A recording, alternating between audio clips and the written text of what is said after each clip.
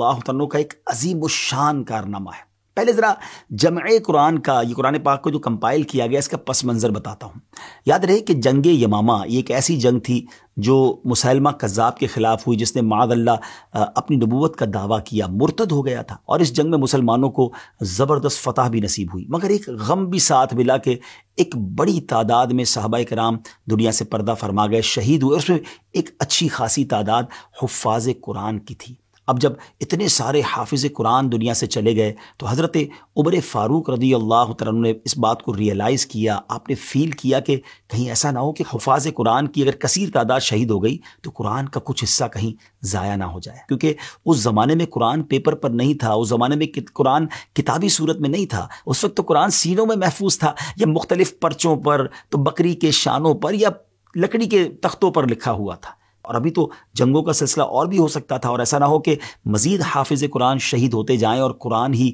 ہمارے ہاتھ سے نکل جائے۔ تو حضرت عمر فاروق رضی اللہ تعالیٰ عنہ کا ویژن دیکھیں کہ آپ سیدنا صدیق اکبر رضی اللہ تعالیٰ عنہ کے پاس آئے اور آپ نے مشورہ دیا کہ ہمیں قرآن پاک کو محفوظ کرنا چاہیے، جہاں جہاں موجود ہے ان سب کو کمپائل کرنا چاہیے۔ تو حضرت ابوبکر صدیق رضی اللہ تعالیٰ عنہ نے پہلے تو اس کو ماننے سے انکار کر دیا، اور آپ نے فرمایا کہ جو کام نبی پاک علیہ الصلوۃ والسلام نے نہیں کیا وہ کام ہم کیسے کر سکتے ہیں۔ مگر جب حضرت عمر فاروق رضی اللہ تعالیٰ عنہ نے اصرار کیا تو پھر آپ کو ریئلائز ہوا کہ واقعی یہ تو وقت کی ضرورت ہے، it's a need of time. پھر آپ نے حضرت زید بن ثابت رضی اللہ تعالیٰ عنہ کو بلایا اور ان سے بات کی۔ حضرت زید بن ثابت خود کہتے ہیں کہ حضرت ابوبکر صدیق رضی اللہ تعالیٰ عنہ نے مجھے بلایا، وہاں حضرت عمر فاروق رضی اللہ تعالیٰ عنہ بھی جلوہ فرما تھے۔ حضرت ابوبکر صدیق رضی اللہ تعالیٰ عنہ نے فرمایا کہ حضرت عمر بن خطاب نے مجھے قرآن کریم کے بہت سے قراء کے شہید ہونے کی اطلاع دی ہے، اور ساتھ یہ بھی مشورہ دیا ہے کہ چونکہ کفار سے جنگوں کا سلسلہ ابھی جاری ہے، اس لیے ڈر ہے کہ حفاظ قرآن کی اگر کثیر تعداد شہید ہو گئی تو قرآن کا کچھ حصہ کہیں ضائع نہ ہو جائے، لہٰذا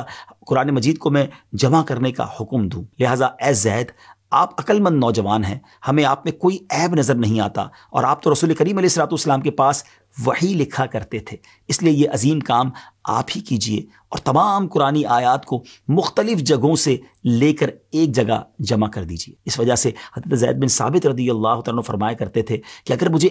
ایک پہاڑ کو اٹھا کر ایک جگہ سے دوسری جگہ رکھنے کا حکم دیا جاتا تو یہ میرے لیے قرآن جمع کرنے سے کہیں زیادہ آسان ہوتا۔ اور یہ بات کہنے کے بعد آپ رضی اللہ تعالیٰ عنہ اس تشویش کا بھی اظہار کیا کرتے ہیں کہ جو پہلے صدیق اکبر رضی اللہ تعالیٰ عنہ کو تشویش تھی، اور آپ عرض کرتے ہیں کہ مجھے بھی یہ کام سمجھ نہیں آیا تھا کہ آپ لوگوں کام کیسے کر سکتے ہیں جو کام خود نبی پاک علیہ الصلوۃ والسلام نے نہیں کیا۔ حضرت ابوبکر صدیق رضی اللہ تعالیٰ عنہ اس کام اور اس کی امپورٹنس کو بخوبی جانتے تھے، اس کے بینیفٹس کو جانتے تھے، اور اس کام کو نہ کرنے کے نقصانات سے بھی واقف تھے، لہٰذا آپ رضی اللہ تعالیٰ عنہ حضرت زید سے فرماتے ہیں اللہ پاک کی قسم اس کام ہی میں بہتری ہے۔ اور پھر حضرت زید فرماتے ہیں کہ اللہ پاک نے ان دونوں حضرات کی طرح میرا بھی سینہ کھول دیا، میرا بھی سینہ کشادہ فرما دیا، اور میں بھی پوری کوشش سے ہڈیوں، کھجور کے پتوں اور سفید پتھروں اور تحریر شدہ اور لوگوں کے سینوں سے جو موجود قرآن تھا اس کو میں نے کمپائل کرنا شروع کیا، جمع کرنا شروع کیا۔ یہ کام اتنا آسان نہیں تھا،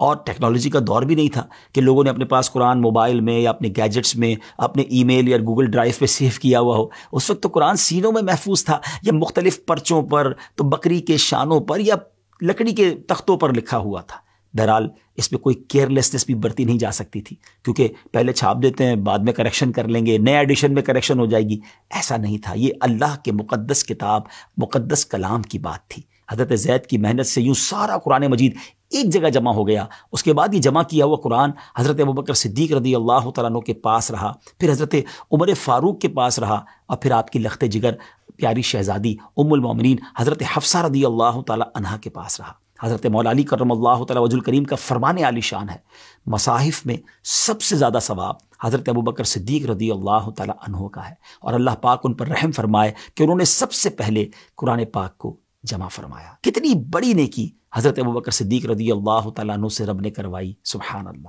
اور پھر اس کے بعد یہ سلسلہ آگے کیسے بڑھا، کیونکہ یہاں تو ایک بک کے اندر ایک مسودے کے طور پر قرآن موجود تھا۔ پھر حضرت عثمان غنی کے مزار پر اللہ کروڑوں رحمتوں کی بارش نازل فرمائی کہ انہوں نے پھر اس کی کتابت فرمائی، اس کی مزید کاپیز بنی اور دنیا بھر میں اس کو بھجوایا گیا۔ یہ کیا عظیم صحابہ تھے، کیا انداز تھا، قرآن سے اور اسلام سے کیسی محبت تھی۔ اللہ کریم تربت صدیق اکبر پر اپنی کروڑوں رحمتوں کی بارش نازل فرمائے، اور ہمیں قرآن پاک سے سچی محبت بھی نصیب فرمائے۔ ان صحابہ نے تو بڑی محنت کی قرآن پاک کو جمع کرنے کے لیے۔ ہم تو کسی بک اسٹال سے جا کر خرید لیتے ہیں، لیکن کیا اس کو پڑھتے بھی ہیں؟ اس کو سمجھتے بھی ہیں اور کیا قرآن سے اتنی محبت بھی کرتے ہیں. ضرور سوچئے گا. صدیق اکبر رضی اللہ عنہ کا تذکرہ خیر ہوا ہے نا,